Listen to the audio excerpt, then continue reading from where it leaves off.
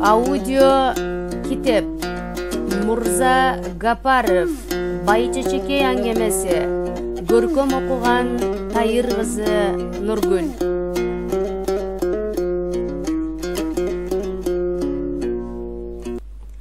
Телефон шыңгырап атты. Кыяз анын үнүн көпкө угуп жатып, араң ойгондо. Үйдүн ичи караңгы, кайсы маал экени билинбейт. Кечпи, түн ортосубу, таңга жуукпу. Аэропорттон самолеттордун гүрүлдөгөнү угулат. Бирок алар күнү түнү учуп турушат да. Беймаалда телефон чалган ким? Болгондо да шаардан эмес. Телефондун коңгуроосу узун шыңгырайт. Эй, телефон шыңгырап атат, деди аялын түртүп. Бирок аялы ойгоно бербеди. Турууга туура келди. Столдарга чалынып барып, трубканы алды. Алло, бул Исаковдун үйүбү? Ооба. Ноокат менен сүйлөшөсүз. Ноокат мунун туулуп өскөн район эле. Ал жакта анын көп сандаган тууган уруктары жашайт. Атасы, апасы, ага-инилери, эже карындаштары, жеңелери, тайенеси. Бирок алардын эч кимиси минтип беймаалда телефон чалышчу эмес. Эмне болуп кетти? Ноокат жактан алло деген эркектин үнү угулду. Кыяз үндүн ээсин тааныган жок. Бул ким? Деп сурады. Менмин, Кыяз, деди Ноокаттык. Жолдошмун. Кайсы жолдош? Кыяз Ноокаттан кеткенден бери 18 жыл жаңырды. Эми ал Ноокатына жылына бир барат да 2-3 күн туруп кайра баса берет. Бара-бара элден, жерден жат болуп, жердештеринин кээ бирин унутуп да келатат. Кайсы жолдош? Тигил адам мунун аялдап калганынын себебин туйду окшойт. Жолдош, пошточумун, деп кошумчалап койду. Жолдош аке, деди Кыяз ошондо гана.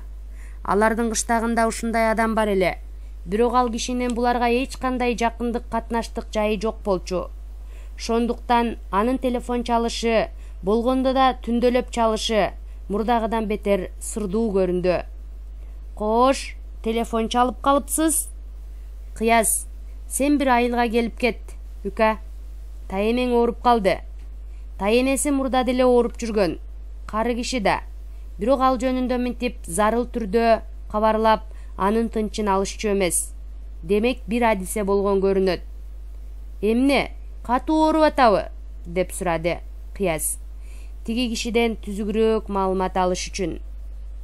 Кыйла бар, деди жолдош поштончу. Келишиң керек.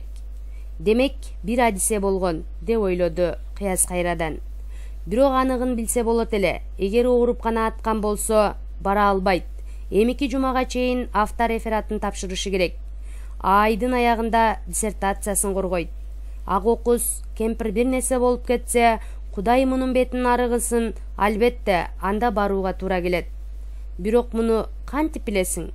Түз эле өлдүбү деп сурашка оозуң барбайт. Тиги киши оозу мурду кыйшайбай туруп сураганын көр деп жаман көрүп калышы мүмкүн. Кыштактын адамы да. Эми кантемин, деди Кыяз өзүнө өзү. Бирок мунусу оозунан чыгып кетти. Иштерди эмне кылам? Иштериңди 2-3 күнгө кое турасың да, деди пошточу. Келбесең болбойт, кемпирдин көңүлү ооруйт. Кыязды үгүттөп аткансыйт. Жок, кемпир бир нерсе болгон. Болбосо да акыбалы начар көрүнөт. Ачыгын эле айтып койбойбу, жарыктык. Ошентем да, эми айлаганча. Тезирээк эле кел, үка, тандачылык да. Ой ушу кишинин адептүүлүгү өттү. Тумандатып отурбай, өлсө өл деле дебейби, мусурман. Барамын, түшкө чейин кирип барамын. Баягыдан үйдүн ичи жарышын, аялынын жүзү жылаңач көкүрөгү агарып келатты. Аялынын жүзү да, көкүрөгү да сулуу эле. Анын үстүнө жаңыдан эле баш кошуп, али ойноп оюндарга кана элек, күлүп күлкүлөрү гана элек маал болчу. Шондуктан аялым бир пас сүйкүм менен карап туруп, ошол замат анын койнуна барып жаткысы келип кетти. Бирок самолеттордун добушунан улам барар жери алыс экенин элестетип, кайра өзүн токтотту. Мунун ордуна аялын ойготуп, телефондон уккан кабарын, ага карата өзүнүн кабыл алган чечимин айтып баштады. Эмне? Мен да кошо барайынбы? Деп эсинип койду аялы. Кереги жок, деди Кыяз. Кемпир али өлө элек. Анын үстүнө сен ал кишини көргөн да эмессиң. Андан көрө тынч жатып, уйкуңду уланта бер, айдыңым. Жакшы бар, чыгып баратканыңда эшикти акырыныраак жапчы.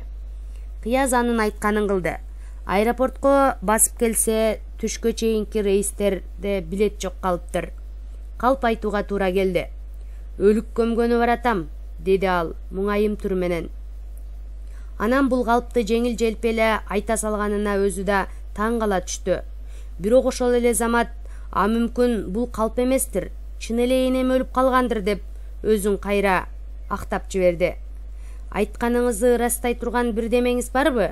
Мисалы үчүн телеграммаңыз, деп сурады кассир аял. Кыяз бул кайгылуу кабарды телефон аркылуу билдиришкенин айтты. Кассир аны ишенип-ишенбей тиктеп туруп, кийин жөнөп жаткан самолетко бир билет жазып берди.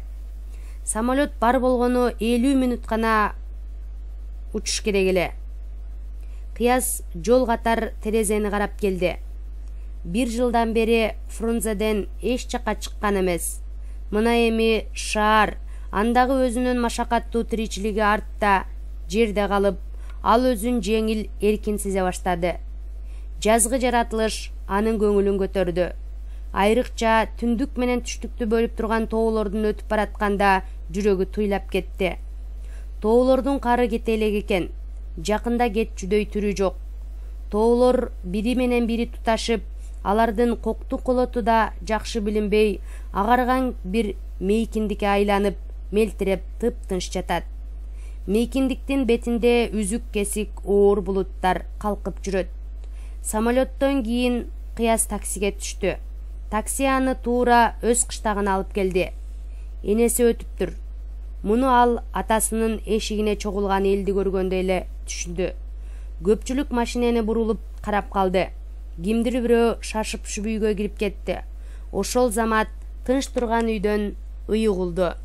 Дагы бирөө топтон бөлүнүп Кыязды утурлай жөнөдү. Жолдош пошточу экен көрсө. Келдиңби, үка? Деди пошточу. Кыязга нары бери колун берип. Эми мен эмне кылайын? Деп сурады Кыяз андан. Башка кеп сөзгө келбей туруп. Ал дароо эле өзүн жоготуп койду. Бирок күйүттөн эмес. Күйүтү али сезиле элек. Жөн гана өзүнүн жаңы акыбалынан шаштысы кетип калды. Жашы 35ке келип, ал эми өлүм житим дегенди башынан өткөрө элек болчу. А бул жерде таянеси өлүп жатат. Тигинде бир айылдын эли аны жабыла карап турат. Эмне кылыш керек? Ыйлап, мени ээрчи, деди пошточу. Кыяз ээрчирин ээрчиди, бирок ыйга даяр эмес эле. Ал өмүрүндө өлгөнгө ыйлап көргөн эмес жан. Тигил турган элден сүрдөп, баштагандан тартынып, шыпылдаган пошточунун артынан шыпылдап басып кете берди. Өкүрбөйсүңбү? Деп шыбырады пошточу. Ага кыйгач кайрылып, анын сөздөрү жемеге окшоп угулду. Кыяз бар тобокелге салып, энем ой, деп кирди. Бул сөздөрдү ал жөн гана сүйлөп койбостон, ыйга мүнөздүү обонго салып, созуп, муңдуу кылып айтып келатты. Бирок көзүнө жаш келген жок.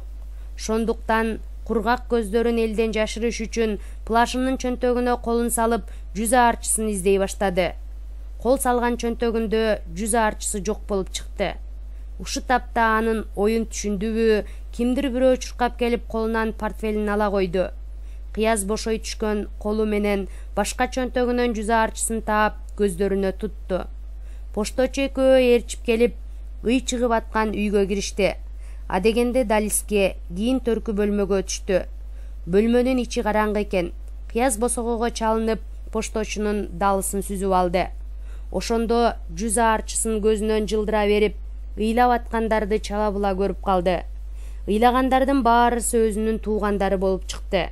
Атасы, апасы, ага инилери, эже карындаштары, жеңелери баарысы жалгыз кишилик жыгач сөрүнү тегеректешип, тикесинен ыйлап турушат. Сөрүдө энеси жатыптыр. Соо кезинде бүкчүйүп жүрчү кичинекей кара кемпир эми буттарын сунуп, боюн түзөп, упузун болуп калыптыр. Үстүндө жабылган кара бакмалдан анын эч жери көрүнбөйт.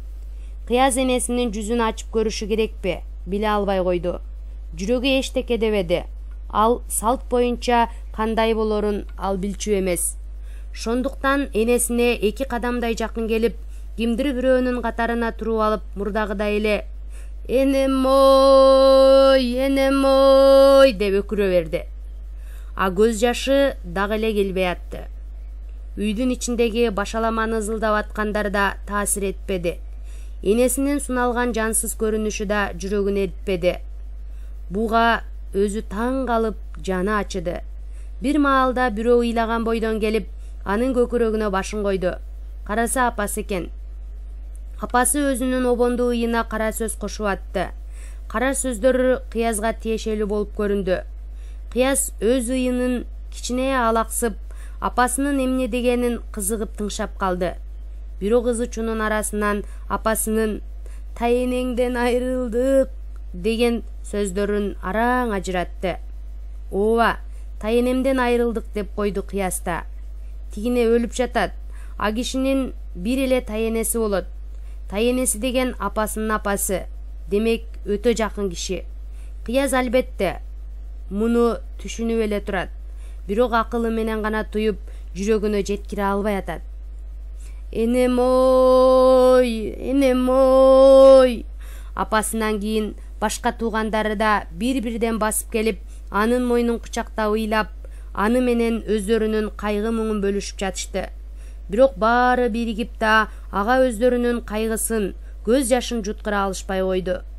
Анын ички дүйнөсү бир караңгы кудукка окшоп, акудук таптакыр какшып калгансып туруп алды. Энем ой. Кыяз эл көзүнө боздоо ыйлап аткан киши болуп көрүнүп, а өз алдынча өзүнүн какшыган кудугуна ным издеп, ага кайрадан суу пайда кыла албай жатты. Жасалма жол менен болсо да өзүнүн көкүрөгүн жибиткиси келди. Бул үчүн ал энесинин ким экенин, анын кыял жоруктарын эстей баштады. Тайенеси акылдуу, боорукер адам эле. Өмүрүндө бирөөгө жаман сөз айтпаган, өзү да бирөөдөн жаман сөз укпаган киши. Бул турмушу түйшүктө өттү бечаранын. Балдарымдын балдары деп жүрүп, акыры минтип жаны тынды. Кыязда абдан жакшы көрүүчү. Ар келген сайын аны айланып үйрүлүп, көз жашын көлдөтүп, сагынып тосуп алчу эле. Эми сенин балдарыңдын бешигин терметип жатып өлсөм, арманым жок дечү дайыма. Кыяздын жүрөгүн бул эскермелер да козгободу. Ал мурдагыдай эле көз жашсыз ыйлап атты. Энем ой. Бир маалда тыңшаса, башкалар басылып, өзүнүн гана үнү калыптыр. Кыяздын дагы башы катты. Токтотсом бекен, же ыйлай берсемби деп ойлоп кетти. Кудай жалгап ушу тапта мойсопут адам басып келип, анын жеңинен тартты. Жаңылбаса бул киши Кыяздын алыс таекеси болуш керек эле. Болду эми, балам, деди таекеси. Бас кыл. Кыяз ага ыраазы боло түштү. Ал дагы кичине ыйламыш болуп туруп, кийин басылып, кургак көздөрүн аарчып калды. Абышка аны эшикке карай жетеледи. Эшиктеги элдин айрымдары аны менен унчукпай кол алыша баштады. Алар менен учурашып атканда Кыяз өзүн муңайым кармап атты. Келгениң жакшы болбодубу? Деди жанагы таекеси. Бардык тууган уруктар келип бүтүп, сени гана күтүп калганбыз. Тайнең болсо кече-кечинде каза болду. Бир түн түнөдү. Эми ал кишини зарыктырбай тезирээк өз жайына алып барып коелу. Таекеси андан уруксат сурап аткансып көрүндү. Ушинтип ойлоп, Кыяз арсар түрдө башын икеңдетип койду. Кана, алып чыккыла эмесе, деп буйрук берди абышка кимдир бирөөлөргө. Кемпирди ишке алып чыгышып, көпчүлүктүн ортосуна коюшту. бир ак селдечен абышка көпкө чейин жаназа окуду. Ошондон кийин кемпирди жайга алып жөнөштү. Жергиликтүү салт боюнча көрүстөнгө эркектер гана бара турган. Катындар ызы-чуу түшүп кала беришти. Албетте, үйдөн узаганча өздөрүнүн кемпирге жакын санаган эркектер да өкүрө ыйлап барышты. Кыяз үчүн бул дагы бир сыноо болуп, ал андан да өтө албады. Анын кудугу дагы эле какшып турду. Көрүстөндө көп күймөнүшкөн жок. Жай даяр экен. Кемпирди дароо эле кое башташты. Ушул жерде Кыяз энесин бир көрүп алгысы келди. Бирок кемпирди ак шейшепке ороп, баш аягын бууп коюшуптур. Арманда калды. Кемпирди жайга түшүрүп жатышканда бир боз бала буркурап ыйлап кирди. Агасынын кенже уулу экен көрсө. Баланын ые ушунчалык жеңил, ушунчалык күйүттүү чыгып атты. Кыяз балага таң калып да, суктанып да калды. Бул баланын курагында ал шаарга кетти эле. Андан бери 18 жыл өтүптүр. Эгер энелери 18 жыл илгери өлгөн болсо, ал дагы ушул балага окшоп ыйлар беле. Көпчүлүк көргө топурак сала башташты. Бала андан бетер күчө ыйлады. Кокусунан асмандан газала сайрап жиберди. Кыяз көптөн бери газаланын үнүн уга элек болчу.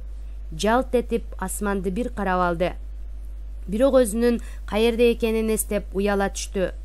Дароо бирөөнүн колунан кетмен ала коюп, энесинин үстүнө топурак чилеп калды. Ат оргой сайрап турду. Бала ыйлап атты. Бир маалда Кыяздын кетмени бир байчечекейди үзүп кетти. Байчечекей топуракка аралаша түштү.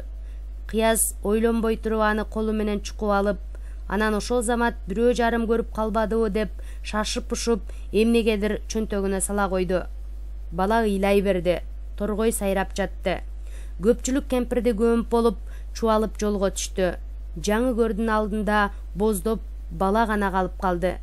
Кыяз бурулуп келип, аны ийинден алды. Жүрү эми.